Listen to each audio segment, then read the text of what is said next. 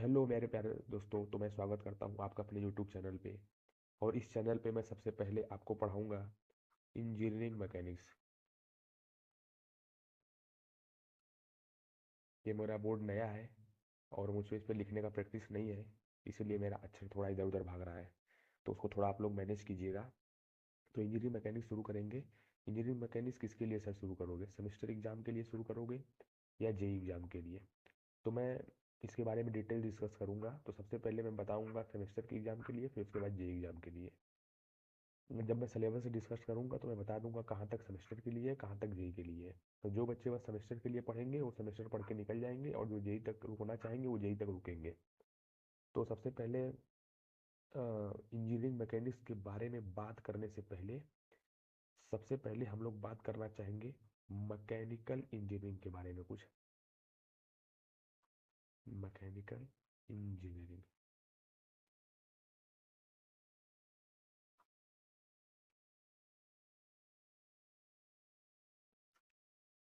तो mechanical engineering जो होता है, इसके अंतर्गत क्या क्या पढ़ना है आपको?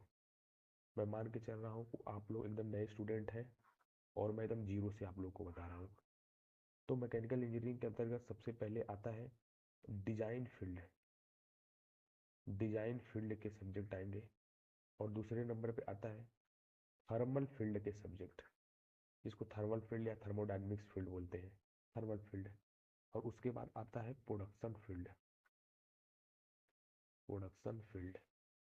और उसके बाद आता है फ्लूइड मैकेनिक्स।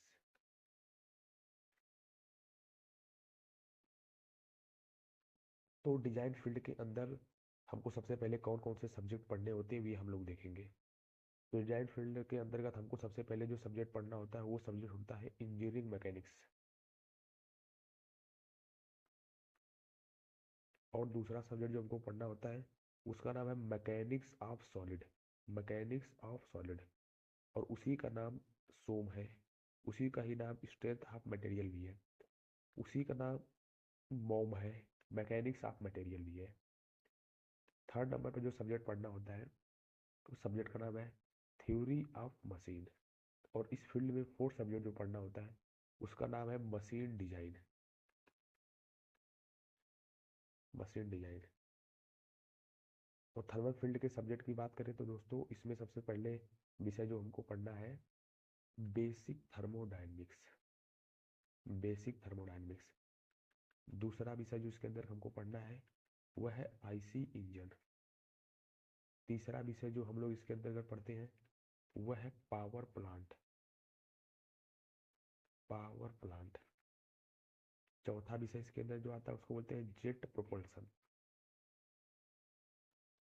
हर एक विषय के बारे में डिटेल डिस्कस करूंगा मैं। और पांचवा जो विषय आता है उसका नाम R and A C, refrigeration and air conditioning. इस तरह से थर्मल फील्ड के अंदर हमारे 5 सब्जेक्ट आते हैं। अब बात करते हैं प्रोडक्शन फील्ड। प्रोडक्शन फील्ड के अंदर हम लोग जैसे आप फर्स्ट सेमेस्टर में गए होंगे वर्कशॉप में काम करने के लिए। तो वर्कशॉप पे जो जो विषय पढ़ेंगे, जो जो शॉप पढ़ेंगे वो प्रोडक्शन फील्ड के अंदर आता है।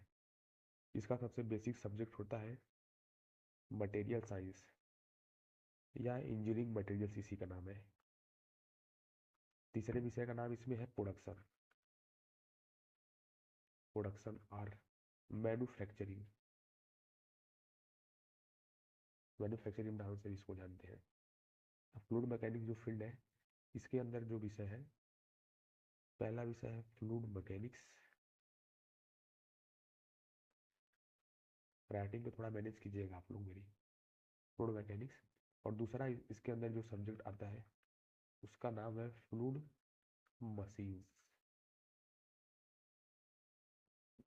जो फ्लूइड मैकेनिक्स विषय है, जो फ्लूइड मैकेनिक्स जो विषय है इसी को हाइड्रोलिक्स भी बोलते हैं। इसी को हाइड्रोलिक्स भी बोलते हैं। तो इतने सब्जेक्ट का हम लोग को अध्ययन करना है भाई लोग। तो आते हैं देखते हैं। जो डिजाइन फील्ड जो है ये डिजाइन फील्ड है।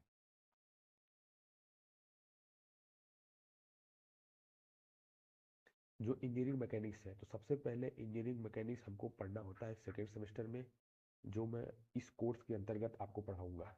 फुल डिटेल पढ़ाऊंगा इंजीनियरिंग मैकेनिक्स। इंजीनियरिंग मैकेनिक्स से पढ़ाऊंगा। फिर जो मॉस विषय है या सोम विषय है या मॉम विषय है, तीनों एक ही विषय का नाम है। इस विषय को आपको पढ़ाया जाएगा थर्ड सेमेस्टर में। और जो टॉम विषय है इसको आपको पढ़ाया जाएगा फिफ्थ सेमेस्टर में, इसको पढ़ाया जाएगा और इसको भी पढ़ाया जाएगा फिफ्थ सेमेस्टर में।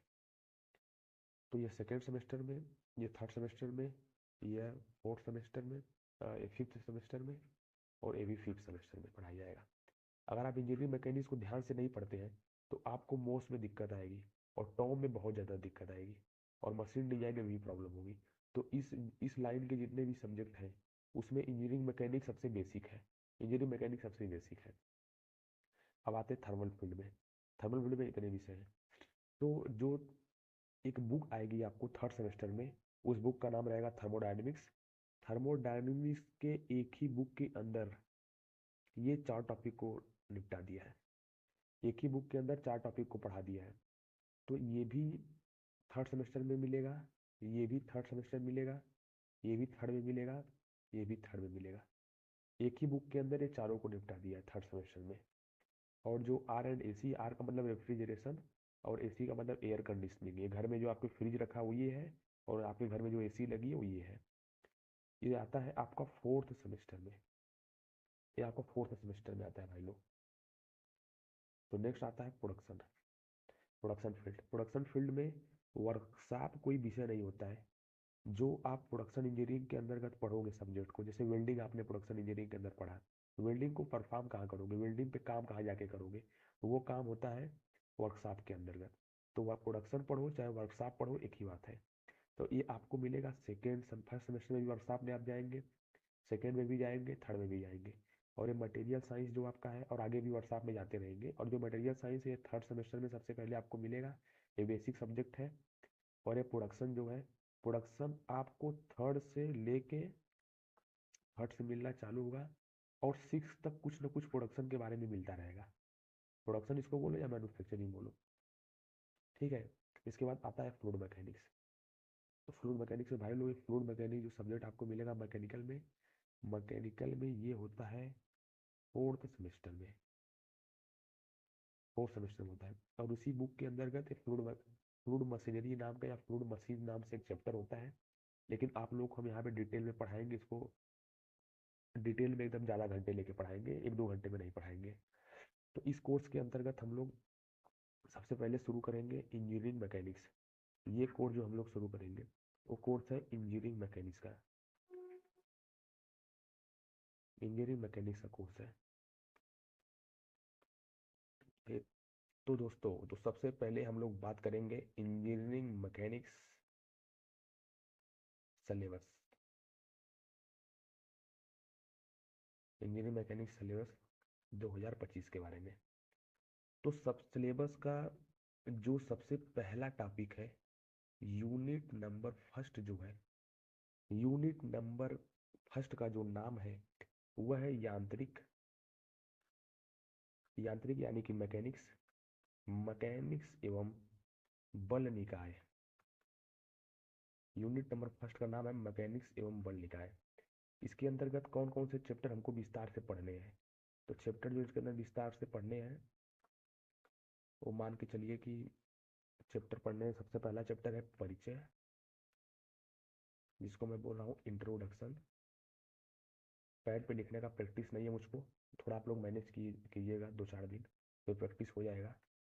सेकेंड विषय है बल विश्लेषण, जो चैप्टर इसका दूसरा है बल विश्लेषण। बल विश्लेषण को ही हम लोग बोलते हैं फोर्स एनालिसिस इंग्लिश में, हिंदी में इसका नाम है बल विश्लेषण। तीसरा इसके अंदर जो चैप्टर पढ़ना है, इसको 2 बोलेंगे, इसको 3, तीसरा चैप्टर जो इसके अंदर पढ़ना है, तीसरे चैप्टर का नाम है आघूर्ण। आघूर्ण बोले या बल आघूर्ण बोले, इसको इंग्लिश में बोलते हैं मोमेंट। फोर्थ चैप्टर जो इसके अंदर हमें पढ़ना है यूनिट नंबर फर्स्ट के अंदर, उस फोर्थ चैप्टर का नाम है बल युग्म। बल युग्म, उसको इंग्लिश में बोलते हैं कपल। ये यूनिट फर्स्ट के सब चैप्टर है। अब आते हैं दोस्तों यूनिट सेकेंड में, यूनिट सेकेंड में। तो यूनिट सेकेंड का जो नाम है वो है साम्य अवस्था, साम्य अवस्था। इसको इंग्लिश में बोलते हैं इक्विलिब्रियम। इक्विलिब्रियम, ये केमिस्ट्री वाला इक्विलिब्रियम नहीं है। 5, इसमें जो चैप्टर आएगा इक्विलिब्रियम में एक ही चैप्टर है। उस चैप्टर के अंदर टॉपिक क्या पढ़ना है? लामी प्रमेय, लामी थ्योरम पढ़ना है और साम्य अवस्था के बारे में अध्ययन करना है। साम्य अवस्था, साम्य अवस्था के बारे में अध्ययन करना है तथा बीम के बारे में इसमें अध्ययन करना है चैप्टर नंबर 5 में।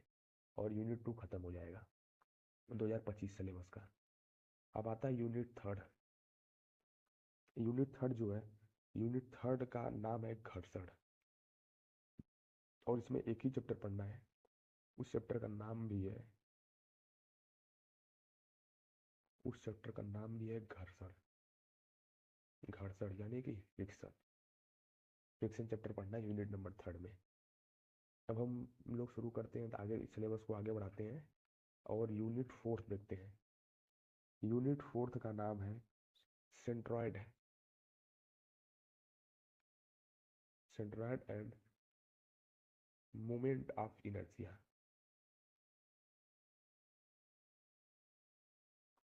सेंट्रॉयड को बोलते हैं केंद्रक एवं जड़त्व आघूर्ण। यूनिट नंबर 4 है ये। यूनिट नंबर 4 के अंदर एक ही चैप्टर पढ़ना है, चैप्टर नंबर 7 जो आएगा यूनिट 4 के अंदर। यूनिट इसी के अंदर कौन कौन से टॉपिक आएंगे? 7 नंबर चैप्टर के अंदर एक केंद्रक टॉपिक आएगा, मोमेंट ऑफ इनर्शिया मतलब जड़त्व आघूर्ण टॉपिक आएगा, रेडियस ऑफ जायरेशन, ये सब टॉपिक आएंगे यूनिट नंबर 4 के अंदर। अब आते हैं unit number 5। Unit 5, unit 5, unit 5 है। यूनिट 5 का नाम है सिंपल मशीन, सरल मशीन। इसके अंदर एक ही चैप्टर पढ़ना है, 8th नंबर चैप्टर जो रहेगा वो सरल मशीनों के बारे में पढ़ना है। सरल मशीनों के बारे में अध्ययन करना है। इसको विस्तार से मैं बताऊंगा आगे चैप्टर में, सरल मशीन किसे कहते हैं, क्या क्या होते हैं। यूनिट 5 हो गया। और यूनिट 5 के बाद जो मैकेनिक्स है, एक ये सेमेस्टर के लिए खत्म हो गया, the end for semester exam.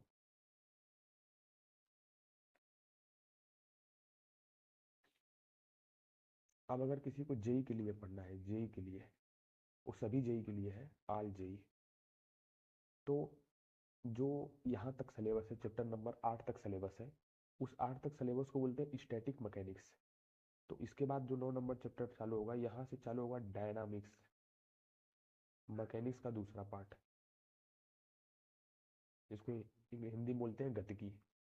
तो डायनामिक्स में जो फर्स्ट चैप्टर आएगा, जिसको हम लोग 9वां चैप्टर बोलेंगे, तो डायनामिक्स में फर्स्ट चैप्टर जिसको हम लोग 9वां बोलेंगे, इसको हम लोग बोलेंगे शुद्ध रैखिक, शुद्ध रैखिक गति।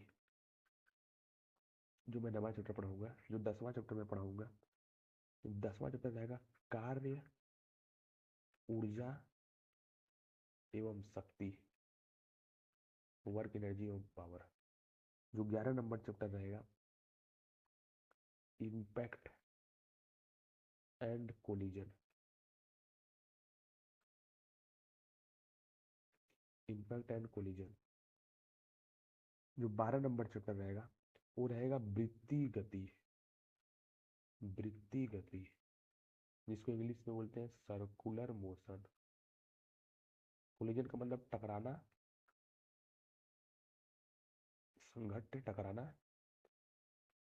जो 13 नंबर चैप्टर आएगा, 13 नंबर चैप्टर आएगा इसके वृत्तीय गति के बाद, वो आएगा घूर्णन गति, घूर्णन गति, जिसको इंग्लिश बोलते हैं रोटेशनल मोशन, रोटेशनल मोशन। और जो 14 नंबर चैप्टर आएगा, 14 नंबर चैप्टर आएगा जनरल मोशन, जनरल मोशन, इसको हिंदी में बोलते हैं सामान्य गति। सामान्य गति जो चैप्टर होता है वो रेखीय गति और घूर्णन गति का योग होता है, मतलब दोनों से मिलकर बनता है। रेखीय गति और घूर्णन गति के क्वेश्चन, दोनों के क्वेश्चन इसमें आते हैं सामान्य गति में। तो इस तरह से अगर आप सेमेस्टर के लिए पढ़ना चाहते हैं तो आपको पढ़ना पड़ेगा परिचय, बल विश्लेषण, आघूर्ण, बल युग्म, लामी प्रमेय, साम्यावस्था, घर्षण। इसके बाद वाला चैप्टर केंद्रक, मोमेंट ऑफ इनर्शिया, मशीनों के सिद्धांत। इतना ही 8 चैप्टर पढ़ना पड़ेगा पर semester. Total 8 chapter, total 8 chapter.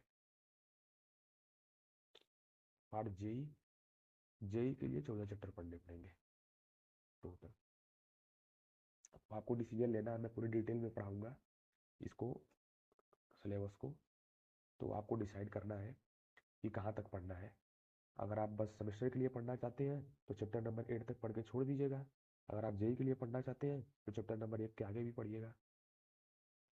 Hello प्यारे दोस्तों, तो हम लोग शुरू करते हैं मैकेनिक्स का चैप्टर नंबर फर्स्ट। तो मैकेनिक्स का चैप्टर नंबर फर्स्ट शुरू करते हैं। तो सबसे पहले हेडिंग जो हम देखेंगे, सबसे पहली हमारी हेडिंग है मैकेनिक्स किसे कहते हैं। What is mechanics. मैकेनिक्स को हिंदी में हम लोग बोलते हैं यांत्रिकी। तो यांत्रिकी किसे कहते हैं, यांत्रिकी की परिभाषा के बारे में देखेंगे हम लोग। तो मित्रों, हम लोग देखेंगे यांत्रिकी की परिभाषा, यांत्रिकी किसे कहते हैं।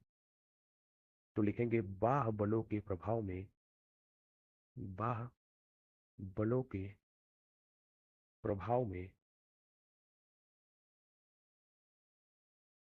किसी दृढ़ पिंड, किसी दृढ़ पिंड, दृढ़ पिंड मतलब रिजिड बॉडी, किसी दृढ़ पिंड की अवस्था, अवस्था का अध्ययन, अवस्था का अध्ययन, बाह्य बलों के प्रभाव में किसी दृढ़ पिंड की अवस्था का अध्ययन यांत्रिकी कहलाता है, यांत्रिकी कहलाता है। बाह्य बल मतलब एक्सटर्नल फोर्स, प्रभाव मतलब इफेक्ट में, एक्सटर्नल फोर्स के इफेक्ट में, किसी रिजिड बॉडी के ऊपर मतलब दृढ़ पिंड के ऊपर या दृढ़ पिंड की अवस्था का अध्ययन जो है उसी को हम लोग यांत्रिकी कहते हैं। तो इसके अंतर्गत हम लोग देखेंगे सबसे पहले, जैसे मान लीजिए कि कोई एक पिंड रखा है, कोई एक पिंड रखा है, ऐसे पिंड के ऊपर कोई व्यक्ति बल लगा रहा है, फोर्स लगा रहा है पिंड के ऊपर। यहाँ पे कोई व्यक्ति खड़ा है जो पिंड के ऊपर फोर्स लगा रहा है, बल लगा रहा है। अब इस लगाए जाने वाले बल के कारण पिंड की अवस्था में क्या परिवर्तन होगा। अवस्था का मतलब है दो प्रकार की अवस्था। कौन सी, एक विराम अवस्था, विरामावस्था, और दूसरी अवस्था गति अवस्था। तो पिंड पिंड विराम में रहेगा या पिंड गति में रहेगा, इसी का अध्ययन हम लोग मैकेनिक्स के अंदर करेंगे। तो सिंपल शब्दों में यह है मैकेनिक्स की परिभाषा। अब हम लोग अगला टॉपिक लिखेंगे अपना, जैसे यहाँ लिखा अध्ययन। तो हम सबसे लोग पहले देखेंगे कि अध्ययन हम लोग किसे बोल रहे हैं, अध्ययन का क्या मतलब है। अध्ययन करना, अध्ययन को ही बोलते हैं स्टडी, अध्ययन को ही बोलते हैं हम लोग स्टडी। तो किसी संदर्भ मानक में किसी व्यक्ति द्वारा किसी वस्तु की भौतिक राशियों का निरीक्षण करना ही अध्ययन कहलाता है। इसकी परिभाषा लिखेंगे हम लोग, किसी संदर्भ मानक में, संदर्भ मानक क्या होता है बताएंगे। किसी संदर्भ मानक में किसी व्यक्ति, किसी व्यक्ति द्वारा किसी वस्तु की, किसी वस्तु की भौतिक राशियों, किसी व्यक्ति द्वारा किसी वस्तु की भौतिक राशियों का, भौतिक राशियों का निरीक्षण करना, निरीक्षण करना ही अध्ययन कहलाता है, अध्ययन कहलाता है। किसी संदर्भ मानक में किसी व्यक्ति द्वारा किसी वस्तु की भौतिक राशियों का निरीक्षण करना ही अध्ययन कहलाता है। तो इसके बारे में देखेंगे, हम परिभाषा के बारे में समझेंगे। किसी संदर्भ मानक, संदर्भ मानक का मतलब होता है standard frame of reference, standard frame of reference. संदर्भ मानक का मतलब ये होता है। स्टैंडर्ड फ्रेम ऑफ रेफरेंस का मतलब क्या होता है, जैसे आप जमीन पे खड़े हैं तो आपका संदर्भ मानक पृथ्वी हो गया। यदि आप किसी चलती हुई ट्रेन के ऊपर खड़े हैं तो आपका संदर्भ मानक एक ट्रेन हो गया। मतलब जिस पोजीशन पे या जिस अवस्था में आप खड़े हैं, जो आपका मेन फ्रेम है, मेन फ्रेम का मतलब है कि मेन ऐसी जगह जिसके रिस्पेक्ट में, जिसके सापेक्ष अब अन्य सभी चीजों को देखने वाले हैं, उसी को हम लोग बोलेंगे संदर्भ मानक। ठीक है, अब अगला, व्यक्ति का मतलब हो गया, व्यक्ति का मतलब हो गया कि पर्सन, पर्सन का मतलब होता है ऑब्जर्वर। ऑब्जर्वर जो गति को या वस्तु की भौतिक अवस्था को देखने वाला है। जैसे एग्जाम्पल के तौर पे मैं लेता हूँ कि जैसे मान लीजिए ये अर्थ है, अर्थ के ऊपर, अर्थ के ऊपर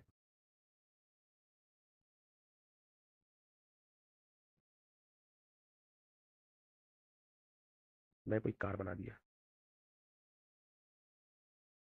कार में कोई बैठा है, यहाँ पे एक व्यक्ति खड़ा है, यहाँ पे एक व्यक्ति खड़ा है और वो कार को देख रहा है। जो व्यक्ति यहाँ पे खड़ा है, इसी व्यक्ति को हम लोग बोलेंगे पर्सन। इसी इसी को यहाँ पे लिखा गया है व्यक्ति है परिभाषा में, इसी को बोलते हैं ऑब्जर्वर। यही ऑब्जर्व करेगा। अब क्या ऑब्जर्व करेगा, किसके बारे में ऑब्जर्व करेगा, तो किसी संदर्भ मानक, एक कार पृथ्वी पे खड़ी है, पृथ्वी पे खड़ी है तो पृथ्वी हो गया संदर्भ मानक, संदर्भ मानक। इस कार का संदर्भ मानक और इस व्यक्ति का संदर्भ मानक पृथ्वी है। और व्यक्ति आ गया, व्यक्ति को मैंने बता दिया, ये व्यक्ति को पर्सन बोलेंगे, व्यक्ति बोलेंगे, ऑब्जर्वर बोलेंगे, जो पूरी घटना को देखने वाला है। किसी वस्तु, अब वस्तु को, ये हो गया वस्तु, वस्तु को बोलेंगे ऑब्जेक्ट, वस्तु या सिस्टम, जहां हमारा अध्ययन केंद्रित होता है, जिसकी अवस्था का हमको अध्ययन करना है, उसी को हम लोग बोलते हैं वस्तु या सिस्टम, उसी को बोलते हैं। और किस चीज का अध्ययन करना है इसमें, भौतिक राशियों का अध्ययन करना है, भौतिक राशियों का अध्ययन करना है। भौतिक राशियां किसे कहते हैं अभी मैं उसको आगे बताऊंगा। और क्या करना है, निरीक्षण करना है। निरीक्षण करने का मतलब होता है ऑब्जर्वेशन करना। जो ऑब्जर्वर है वो ऑब्जर्वेशन करेगा। ऑब्जर्वेशन करने का मतलब निरीक्षण करेगा, निरीक्षण करेगा। किस चीज का निरीक्षण करेगा, इसकी भौतिक राशियों का निरीक्षण करेगा, भौतिक राशियों का। भौतिक राशियां जैसे क्या हो गई, जैसे इसका वेग कितना है, इसका त्वरण कितना है, कितना ये विस्थापन तय करेगा, इन सब चीजों का अध्ययन ऑब्जर्वर यहाँ पे करेगा। ये सब है भौतिक राशियां, भौतिक राशियां, ये सब है भौतिक राशि। तो एक बार हम शुरू से फिर देखते हैं परिभाषा को। इसी संदर्भ मानक में, इसी संदर्भ मानक में, संदर्भ मानक क्या हो गया, पृथ्वी, संदर्भ मानक हो गया पृथ्वी। किसी व्यक्ति द्वारा, व्यक्ति जो अध्ययन करने वाला है, जो निरीक्षण करने वाला, उसी को बोलेंगे पर्सन, उसी को बोलेंगे व्यक्ति, उसी को बोलेंगे ऑब्जर्वर, जो निरीक्षण करेगा, द्वारा किसी वस्तु की, किसी वस्तु, वस्तु का मतलब ये कार हो गया, इसी को ऑब्जेक्ट बोलेंगे, इसी को वस्तु बोलेंगे, इसी को कार को इसे बोलेंगे, जिसका हमको अध्ययन करना है। किसी वस्तु की भौतिक राशियों, भौतिक राशि का मतलब होता है फिजिकल क्वांटिटी। भौतिक राशि मतलब होगा जैसे लंबाई, द्रव्यमान, ये सभी भौतिक राशियां हैं जो मैं आगे आपको बताने वाला हूँ। भौतिक राशियों का निरीक्षण करना है। निरीक्षण करने का अर्थ है ऑब्जर्वेशन करना। ऑब्जर्वेशन करना मतलब इन सब भौतिक राशियों के बारे में देखना है कि भौतिक राशियां कैसी है, कौन घट रही है, कौन बढ़ रही है, इन सब बातों का निरीक्षण करना है। जो निरीक्षण कर रहे हैं, यही निरीक्षण करना ही अध्ययन कहलाता है, स्टडी कहलाता है। तो हल्का फुल्का टॉपिक समझ में आ गया होगा। तो नेक्स्ट टॉपिक हम लोग जो देखने वाले हैं, वो नेक्स्ट टॉपिक हम लोगों का है, नेक्स्ट टॉपिक जो हम लोग का आने वाला है वो है भौतिक राशियां। भौतिक राशियां, भौतिक राशियों को ही इंग्लिश में बोलते हैं फिजिकल क्वांटिटी। दोस्तों हम लोग देखेंगे भौतिक राशियां किसे कहते हैं, फिजिकल क्वांटिटी किसे कहते हैं। किसी पिंड का, किसी पिंड का, पिंड मतलब बॉडी का, वह भौतिक गुण, किसी पिंड का या बॉडी का वह भौतिक गुण जो पिंड की, जो पिंड की अवस्था को, अवस्था मतलब गति अवस्था या विराम अवस्था, दो ही अवस्था रहेगी दृढ़ पिंड के लिए। किसी पिंड का वह भौतिक गुण जो पिंड की अवस्था को, पिंड की अवस्था को परिभाषित करता है, पिंड की अवस्था को परिभाषित करता है, उसे भौतिक राशियां, उसे भौतिक राशियां कहते हैं, उसे भौतिक राशियां या फिजिकल क्वांटिटी कहते हैं। भौतिक राशियां मुख्यतः तीन प्रकार की होती है। ये मुख्यतः, ये मुख्यतः तीन प्रकार की होती है, तीन प्रकार की होती है। नंबर फर्स्ट, नंबर एक भौतिक राशि है जिसको हम लोग बोलते हैं मूल भौतिक राशियां, मूल भौतिक राशि, इसको इंग्लिश में बोलते हैं fundamental, fundamental fundamental physical quantity. दूसरी भौतिक राशियां जो होती है उसको हम लोग बोलते हैं व्युत्पन्न व्युत्पन्न भौतिक राशियां। दूसरी जो भौतिक राशियां वो व्युत्पन्न भौतिक राशियां। इसी का नाम है डेराइव्ड। इसी को बोलते हैं डेराइव्ड फिजिकल क्वांटिटी। तीसरी जो भौतिक राशियां हैं तीसरी भौतिक राशियां वो को हम लोग बोलते हैं पूरक भौतिक राशियां। पूरक भौतिक राशियां इनको बोलते हैं सप्लीमेंट्री फिजिकल क्वांटिटी। ठीक है दोस्तों। तो ये भौतिक राशियों के 3 प्रकार हैं। इन भौतिक राशियों में सबसे पहले हम लोग देखेंगे मूल भौतिक राशियां किसे कहते हैं। मूल भौतिक राशियां।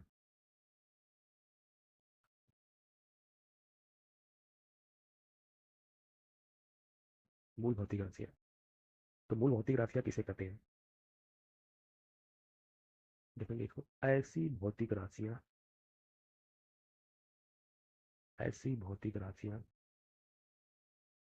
जो ऐसी भौतिक राशियां जो अन्य भौतिक राशियां के पदों में जो अन्य भौतिक राशियों के पदों में व्यक्त नहीं की जा सकती। व्यक्त नहीं की जा सकती उन्हें मूल भौतिक राशियां कहते हैं।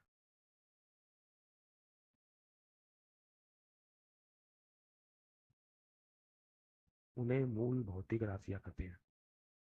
ठीक है। इनकी संख्या कितनी होती है आपको पता है। इनकी संख्या 7 7 होती है। इनकी संख्या 7 होती है। तो मूल भौतिक राशियों के बारे में देखेंगे। उनकी संख्या टोटल होती है 7। तो सबसे पहले यहाँ पे लिखेंगे राशियां।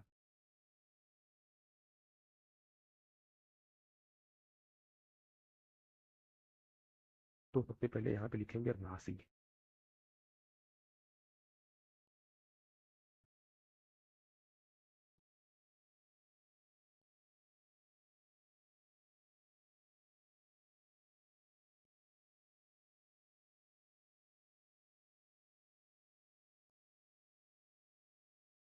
तो यहाँ पे लिखेंगे उस राशि का मात्रक। भी मात्रक है उस मात्रक का प्रतीक लिख देंगे उसके बगल में कोष्टक बना के। और इसके बाद लिखेंगे भौतिक राशियां हो गई उनके मात्रक हो गए और उनकी लिखेंगे बीमा। बीमा लिख देंगे और उनकी लिखेंगे बीमा। ठीक है। तो सातों भौतिक राशियां लिखेंगे। तो सबसे पहली भौतिक राशि है द्रव्यमान। सबसे पहली भौतिक राशि द्रव्यमान। तो द्रव्यमान का मात्रक होता है किलोग्राम। किलोग्राम। द्रव्यमान को हम लोग मापते हैं किलोग्राम में और इसको हम लोग प्रतीक में लिखते हैं केजी से। और इसका बीमा होता है बड़े पुस्तक के अंदर स्मॉल एम। दूसरी भौतिक राशि है लंबाई। लंबाई। तो लंबाई का मात्रक होता है मीटर और इसका प्रतीक होता है स्मॉल एम। इसका बीमा होता है कैपिटल एल। तीसरी भौतिक राशि है समय। समय का मात्रक होता है सेकेंड। इसको स्मॉल एस से प्रदर्शित करते हैं और इसकी बीमा होती है टी। नेक्स्ट। चौथा भौतिक राशि है ताप। ताप। ताप का मात्रक होता है केल्विन। केल्विन को प्रदर्शित करते हैं के से और इसका बीमा भी लिखते हैं के और थीटा। तो ज्यादातर हम लोग के लिखेंगे। इसके बाद पांचवा भौतिक राशि जो है इसका नाम है पदार्थ की मात्रा। पदार्थ की मात्रा। इसका मात्रक होता है मोल। मोल को लिखते हो एमओ एल से प्रदर्शित करते हैं और इसका बीमा में भी लिखते हैं मोल एमओ एल। बीमा में भी डायरेक्ट लिख देते हैं। छठवीं छठवीं भौतिक राशि है ज्योति तीव्रता। ज्योति तीव्रता, तो ज्योति तीव्रता का मात्रक होता है कैंडिला। कैंडिला को लिखते हैं सीडी से, और इसका भी बीमा भी लिखते हैं सीडी से। नंबर 7, नंबर 7, तो नंबर 7 है विद्युत धारा। विद्युत धारा, विद्युत धारा का मात्रक होता है एम्पियर। एम्पियर को प्रदर्शित करते हैं ए से, और इसका बीमा भी होता है ए। तो ये हो गई हमारी 7 भौतिक राशियां। ये हमारी हो गई 7 मूल भौतिक राशियां, जिनको किसी अन्य भौतिक राशियों से उत्पन्न नहीं किया जा सकता। किसी अन्य भौतिक राशियों से इनको नहीं निकाला जा सकता। ये फंडामेंटल होती है। ठीक है, और ये उनके मात्रक है। ये मात्रक कौन से हैं? एसआई मात्रक है। एसआई मात्रक इंटरनेशनल स्टैंडर्ड मात्रक है। ठीक है, अब नेक्स्ट भौतिक राशियों का टाइप है। भौतिक राशियों का नेक्स्ट टाइप है मूल भौतिक राशियों के बाद दूसरी जो भौतिक राशियां होती हैं, उनको हम लोग बोलते हैं व्युत्पन्न भौतिक राशियां। व्युत्पन्न भौतिक राशियां, तो व्युत्पन्न भौतिक राशियां किसे कहते हैं, यानी कि डेराइव्ड फिजिकल क्वांटिटी किसे कहते हैं? ऐसी भौतिक राशियां,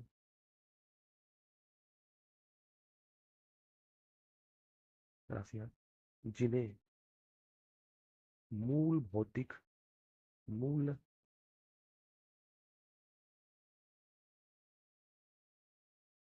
जिन्हें मूल भौतिक राशियों से, मूल भौतिक राशियों से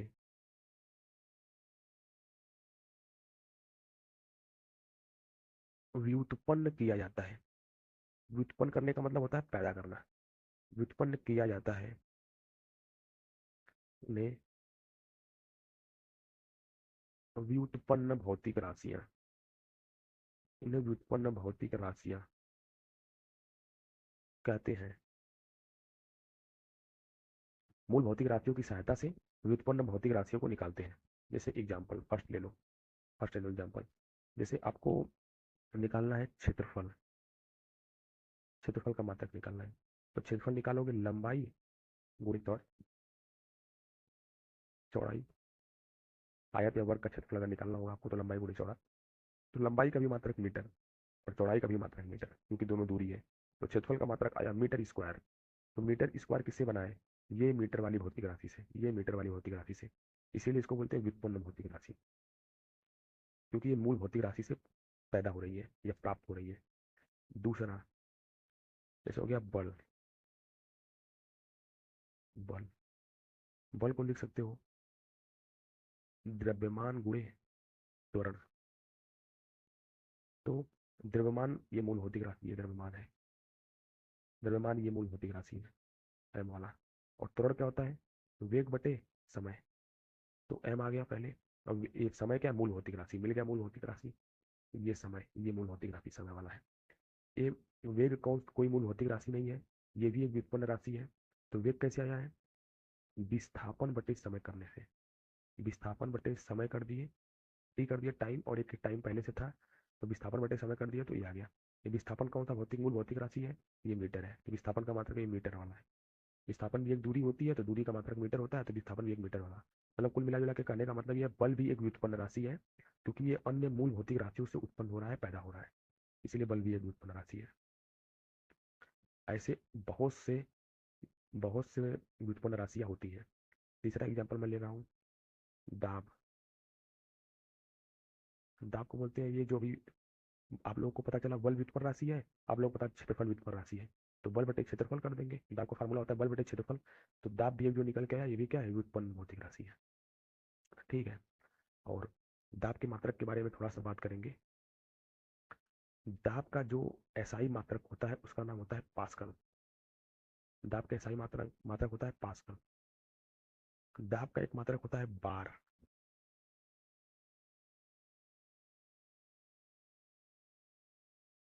दाब का दूसरा मात्रक होता है बार। दबाव का तीसरा मात्रक होता है पीएसआई, पाउंड पर स्क्वायर इंच। पाउंड पर स्क्वायर इंच। दाब का चौथा मात्रक होता है mm/Hg।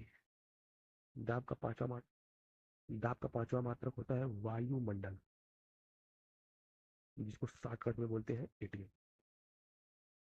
ठीक है, इस प्रकार यह दूसरी भौतिक राशि है जिसको हम लोग बोलते हैं व्युत्पन्न भौतिक राशि।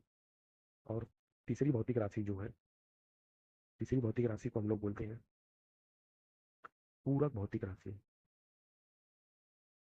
तीसरी भौतिक राशि है, इसको हम लोग बोलते हैं पूरक भौतिक राशि, सप्लीमेंट्री फिजिकल क्वांटिटी। तो पूरक भौतिक राशि किसे कहते हैं? ऐसी भौतिक राशि जो मूल भौतिक राशियां तथा व्युत्पन्न भौतिक राशियां दोनों से मिलकर बनी होती है, दोनों से मिलकर बनी होती है, उनको हम लोग पूरक भौतिक राशियां कहते हैं। इनका उदाहरण क्या है? इनका उदाहरण है, इनका पहला उदाहरण है पूर्ण। पूर्ण, इसका मात्रक होता है रेडियन। इनका दूसरा उदाहरण है घन पूर्ण। घन पूर्ण का मात्रक होता है स्टेरिडियन। तो इस तरह हमारा टॉपिक खत्म होता है। अब कल हम लोग समझेंगे दिशा के आधार पर भौतिक राशियों के प्रकार। दिशा के आधार पर भौतिक राशियों के प्रकार, जो कि 3 प्रकार के होते हैं। दिशा के आधार पर भौतिक राशियां 3 प्रकार की होती हैं, जिसके बारे में हम लोग कल विस्तार से पढ़ेंगे। उसमें पहला होता है सदिश भौतिक राशियां, दूसरा होता है अदिश भौतिक राशियां, तीसरा प्रकार होता है प्रदिश भौतिक राशियां। प्रदिश भौतिक राशियां, दिशा के आधार पर भौतिक राशियां कितने प्रकार की होती हैं? 3 प्रकार की होती हैं, इसके बारे में हम लोग कल